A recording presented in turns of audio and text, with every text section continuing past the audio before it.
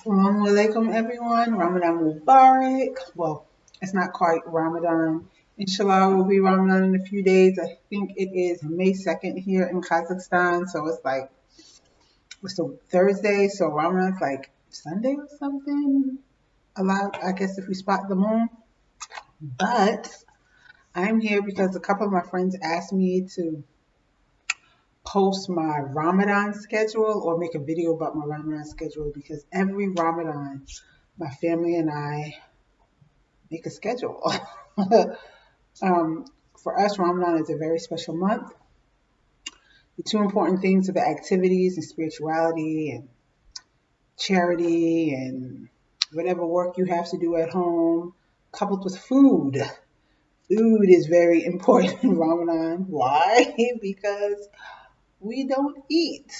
Well, we do, but y'all know, not during the daytime hours. So we want quality, delicious food when we do eat. So I make two schedules. I make a food schedule and I make an activity schedule. I think I'm going to show you first my activity schedule. And that really depends on your lifestyle. So right now, how many kids do I have? Let me see, 6, 7, 8, 9. I have 9, 10th one in my belly, but I only have 4 with me right now. I have 4 with me right now. So look at me, too many kids. Trying to get it all together. I have 4 with me right now. We're traveling. We're outside of the country. We're in Kazakhstan. And then my husband travels back and forth. Then on top of that, I'm separated for the majority of my family. I only have one other part of my family here, my brother-in-law and his wife. So that really is going to affect our Ramadan schedule. Plus, I'm a stay-at-home mom and I homeschool. So that always affects your Ramadan schedule. It could be for the best or for the worst. It depends on what you're doing and depends on your kid's age and the sex of your kids. So I have, with me, I have 3 girls and 1 boy. The boy doesn't really count in this equation because he's not even 2 yet, but my girls are 18, almost 12, and 10. So I have to think of activities that will best suit them. So with that being said, I'm going to start with my schedule. Wait a second, before I start with my schedule. So when you start considering your family, you need to consider whether your kids are in school during the day, if they're off on the weekends, whether your kids are going to fast, whether they're not going to fast. If you're in school, if you work, if your husband's a stay-at-home dad, if he travels, if he's there all the time, if he has his own business, all these things come into play. The ages of your kids, the sex of your kids, the things you want your kids to do. Right now, I like to do charity and things, but we don't really have the opportunity. I haven't really gotten the lay of the land as much as I would like to. Uh-oh, I have a visitor. Come here. Come here. He's such a stalker. Come here. So we're going to do the best we can with the resources we have. Oh my God, you're so heavy. Hi. I'm going to pull back because we'll also start pressing buttons. Okay.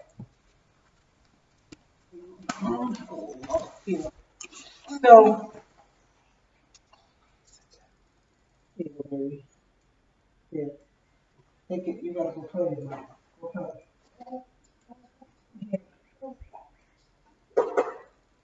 So here is my Ramadan schedule, and I'm not like perfect. Oh gosh, it's back. Hold on, Rayan, you see what they are?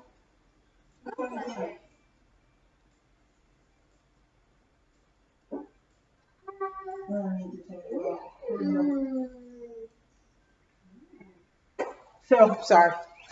So here's my schedule. Oh Lord, it's backwards. I don't necessarily. I'm gonna have to take a picture of it or something and post it for you guys. But nothing professional about it. It's just so that I can read it. I don't know. My backwards schedule have the times highlighted. So here in Kazakhstan, Fajr comes in at 3:56. Crazy. So I'll probably be getting up early to cook or cook ahead of time and have the food just heated up. But as long as the kids get up at 3, they have about an hour or so to eat breakfast, to eat suhoor. After they eat suhoor, we make salat. After we make salat, we'll have a short family talim. And a talim is like we read the hadith, we read the ayat in Quran, and we talk about it. We discuss, a little bit about what it is, what's going on, maybe in current events, something. Maybe something that's going on with the family, something. We'll do that. After that, we'll clean the kitchen and do all the household chores. That means clean the living room, vacuum, um, clean the bedrooms, the bathrooms, the hallway. Just make sure the house is spick and span and smells very good. After that, we'll do any type of beauty routine that we choose to do. So for me, that's a great thing to do because the majority of the people here are girls with me. So if we want to do some hair conditioning treatments, we can put it in and wash it out later. If we want to soak our feet, we can sit down, kind of rest, soak our feet after we clean the house.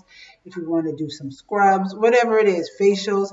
And it's a nice way to bond with your daughters so that when Eid comes, you have this new, I don't know, Ramadan Eid glow or something. Whether it's an exercise that you want to do, it's a good time to do it early in the morning, yoga or whatever. So we do that. After that, I believe in naps, especially for my kids that are like the 12 and the 10-year-old. 10-year-old, they've been fasting for about 2-3 years now, probably longer. The 12-year-old, she started early, and then of course my 18-year-old has been fasting since she was 6. So I believe in long naps, and I can do so because I homeschool. So from 7:30 to about 1 o'clock, we nap.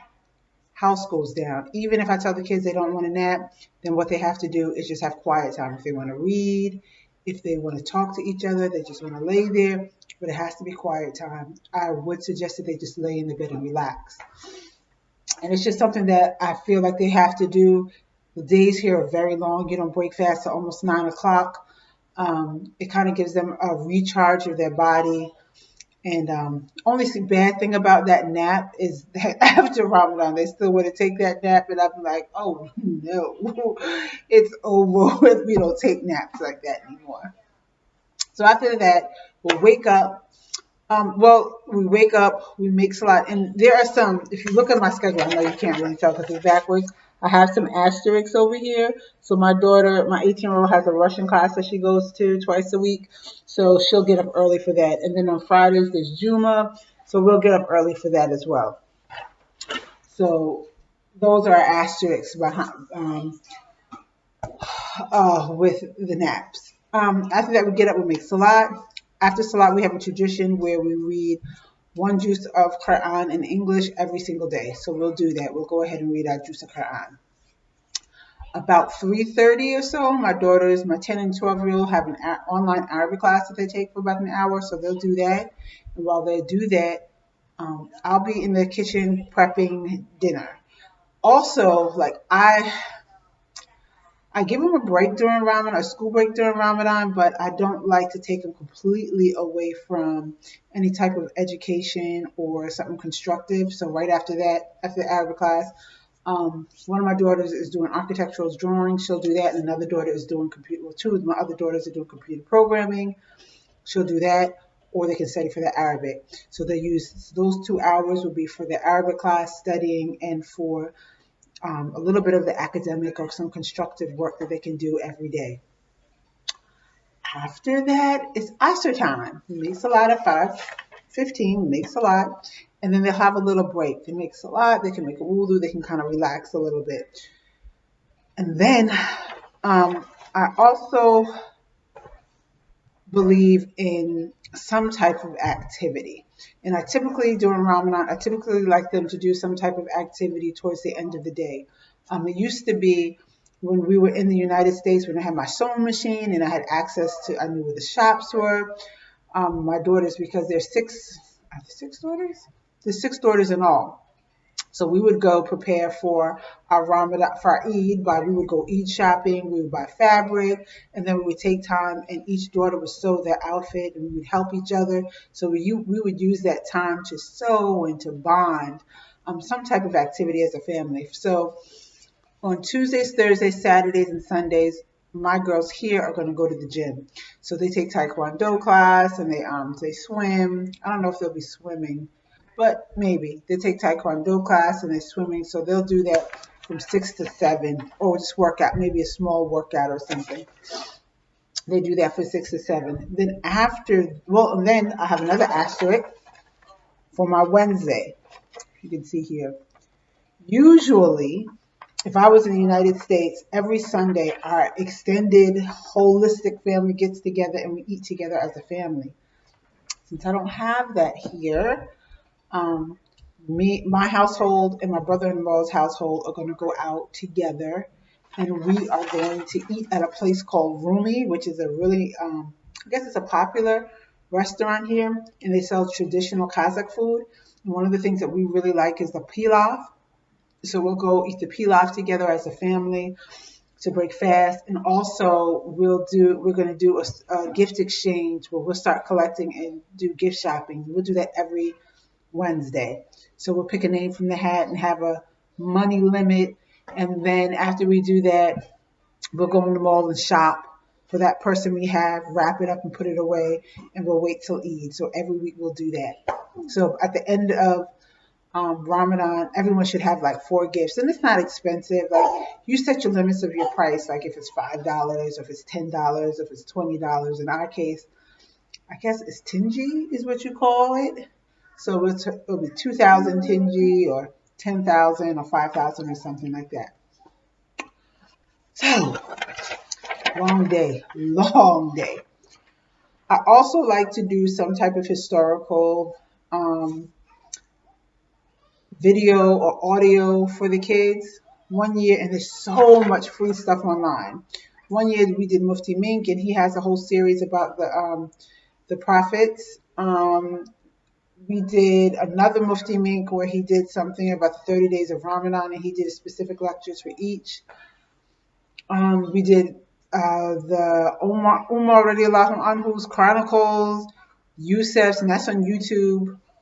This year, we're going to do 2 movies. One is Hadrat Maryam radiallahu anha, the mother of Isa alayhi salam, and there are 12. It's on YouTube, free, and there's 12 episodes. So we're going to do that for 12 days. And then there's a story about the men who fell asleep in the cave for 1,000 years in the Holy Quran. They did a movie on that, and that's on YouTube. So we'll do that for the next 18 days. So we're covered as far as some movie or something historical, something Islamic to tie us back in for the 30 days of Ramadan. So we're doing that. Now that leads us to the end, which is iftar and dinner. So we'll have iftar and dinner. There's more in my house than in my brother-in-law's house. It's just he and his wife, so she has less days than me. But we're going to exchange some days back and forth. I'll cook almost every day, so she can come. They don't have to if they don't want to, but it's an open invitation. But definitely, I will be cooking, and she will be cooking. So that takes us to a food schedule. So like I said, food in Ramadan is very important. You have your suhoor, which is extremely important. And then you have your iftar, which is extremely important. So both meals in the day are very important. One thing in particular that I find very hard to do is get enough liquids, especially for my young ones. Well, not young, my 10-year-old especially. I have a hard time getting liquids down. So you can have a water bottle, or like if you can't afford one, or if your kids lose them, just get a big water bottle and just make them fill it up and tell them they have to drink 2 of these a day, or they have to drink 1 a day, or whatever it is. So they'll just keep refilling it, try to drink 1 in the morning and 1 at night. That's one way I do it. Also during iftar and suhoor, I'll serve juice and tea. Because tea is a nice way to kind of get some fluids in. It's better to have water, of course, but tea is a good way to get some fluids in you. And it's hard if suhoor is like 3 in the morning and your iftar is like almost 9, well, it's 9 o'clock at night. You're ready to go to sleep. You're tired. You're hungry, but you're not. It's just a confusing time. So that's important. So what I've done, once again, I've made another schedule. Once again, it's backwards. And I marked each day. So if you can see, I kind of stopped after 2 weeks because I think I'm going to repeat it this year to make it easier on me. So I looked up in Pinterest, like you don't even have to look at in Pinterest. And I just looked up like easy meals or Ramadan meals or festive meals. And I just took some ideas from different places and I wrote down a menu of like some of the things that I wanted to cook. Like I have on here, keema, rice, and keema, carrots, and potato curry. I have on here lamb potato curry. I have lasagna. I have harira and meatballs. I have eggplant with garlic sauce over pasta. So I wrote down a couple of different things that I haven't really tried. Algerian kefta curry and chickpea sauce. Beef stir fry and pasta. Some certain things I had, and then certain other things are new to me. So I didn't write a second layer of it because I was like, what if it's nasty? I'm not making it like I'm not gonna write it down in my schedule again. So I did 1 week and then I did the other. So in this schedule, I'm allowed to see what we're eating for breakfast, what we're eating for, and what we're eating for dinner. So like I said, as far as breakfast is concerned, or suhoor, what's really important is make sure that my children, especially my 10-year-old, because she's really slight, she's small framed, she doesn't eat a lot normally, so I just want to make sure she gets enough nutrients. So what I'll probably do is, one thing I found out that sticks to your stomach really good, is oatmeal cereal, and it's raw. So you take raw oats and with almond milk, but I can't find almond milk here, so I can't do this every day. And you do some type of trail mix like nuts or raisins or dates, cut up dates or something. And you put it inside of your oatmeal, you pour the almond milk in, and you eat it. I promise you, that is the only meal that has ever stuck with me from suhoor to asr. I don't even start feeling like hungry until around asr time, and I'm like, I think I'm a little bit hungry. Wonderful, wonderful meal to try. It's just like a raw oatmeal cereal. It's great. Like I use like I used to use a sweetened almond milk, so I didn't have to use sugar. But you can put the things that you like in it, like coconut maybe, I don't know, some dry fruit, bananas, something like that, berries, something like that will work well. I also put, because we're going to have to use like fresh milk. And good thing here, there's a lot of fresh dairy, fresh vegetables, even though a lot of the stuff is imported, a lot of it is still like organic. So that's really good.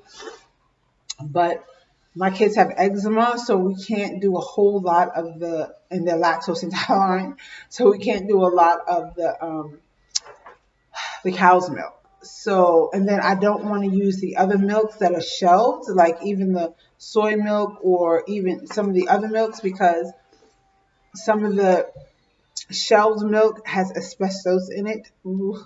So I try to stick to everything that's fresh here. I don't try to do anything that has preservatives or anything in it. So our milk only lasts for maybe 4 days, at the most 5 days. After that, it's done. Don't even try this. Don't you be drinking cheese or something. So I have 3 different meals to make it easy for myself. I'm gonna do a potato, like a potato hash, or like some baked potatoes cut up, and with eggs and bread in between, and then also do some grit sausage and eggs because my kids just like grit sausage and eggs. So, and then leftovers, of course, because I hate waste. So whatever food that we have left over, we'll have a leftover day too. But that's pretty much what I do. In here, if you want to just look, like I said, I'll take a picture and post it. If you want to look at it again, like I have the days that we're going out, how much it would cost for the meal, how much the Eid gift star for the meal, so I don't have any surprises. The days that Fatima and Mukhtar are going to cook, which are Fatima wants to do every Friday, and then she's doing like 3 other days in Ramadan, and I'm going to do the rest. And then I put in here also like different appointments. I have a doctor's appointment for my baby in the middle. And then I have some other things that I have going on in here that I try to just, I'm going to put this up so I can see it and I can be like, okay, this is going on here. Okay, this is happening here. But one good thing about making a menu is that you can shop, especially since nobody really is eating in the house. You can almost shop like week for week or even that month and know exactly what you need. Shop, get it over with if you don't want to go out a lot, and have all the food in the house and never really have to go shopping again if you don't need to for the food anyway. So that's one good thing that you have. Like once I made the list of the foods that I wanted, then I went into the recipes and see what I wanted to add to it, what I wanted to take from it, and then I wrote a grocery list and I went shopping. So all the food that I need for these meals are in the house, and I really don't need to go out again, except for some of the vegetables and because that stuff will go bad too. Some of the vegetables and also the dairy products. But that's about it. I know it was lengthy and long, but if y'all have any questions or anything, I guess you can just put it in now. I will answer them because I'm so slack when it comes to answering questions. But if I'm going to post this on Facebook, so if you ask questions on my Facebook page, I will answer them. On the YouTube, I can't promise. But thanks for listening. Okay, guys, bye. Oh, let me be nice. Assalamu alaikum wa rahmatullahi wa barakatuh.